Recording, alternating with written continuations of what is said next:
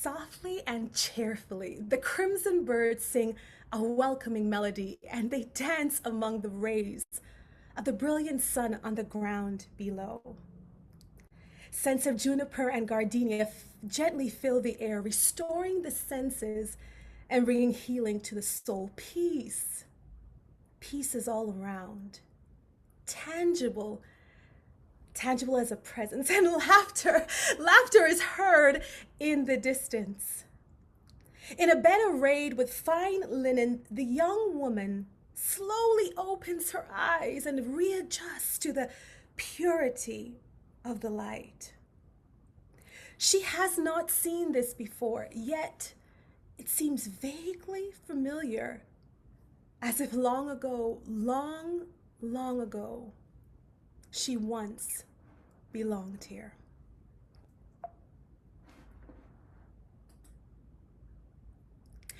Voices outside of her door capture her attention, and is as if lingering in a dream, she slowly turns her head in their direction.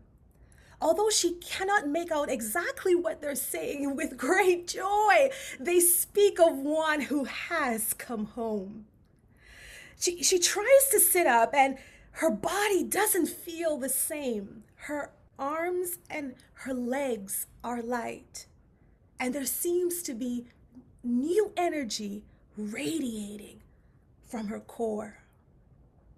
And suddenly he appears, the man with fire in his eyes. He does not move his mouth, but she hears his words in her heart, his voice within like waves rolling upon the sandy shore. I am the resurrection and the life. Anyone who believes in me will live even after dying. Everyone who lives in me and believes in me will never die. Graciously, he extends his hand towards her, beckoning her to rise. She takes hold of his strong arm, and with that touch, it all comes back to her. The dark, dusty, deathly field, the old wooden block, the accuser, the blood. It is finished. Yeah, it was all coming back to her, yet this time without the fear. He came to rescue her. He spoke the words that set her spirit free. In that field, with little strength, she had responded, Lord, Lord, I believe in you. I'm guilty. I need your forgiveness. Please deliver me. And with that, she had collapsed into his arms. As her mind wandered back through time to the present moment, overwhelmed, she lowers her eyes to the floor, and the first drop, a teardrop, falls onto his feet. Then the second, and before long, she cannot hold back the stream that is flowing not only from her eyes, but from her heart. This is not sadness. These are tears of gratitude. For the first time in her life, she feels free and fully alive.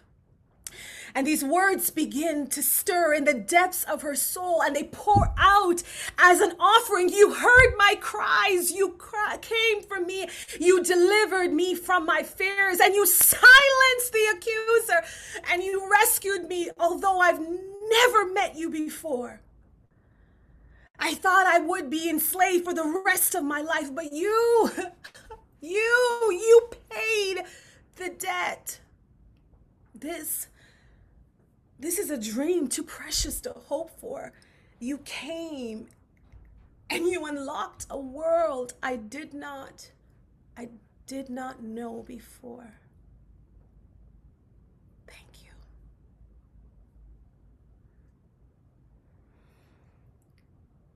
His smile, his smile is so warm, its glow fills the room. And holding her hand, he turns and he leads her towards the window that has no glass. She takes a step and her legs prove weak. She is wobbling forward.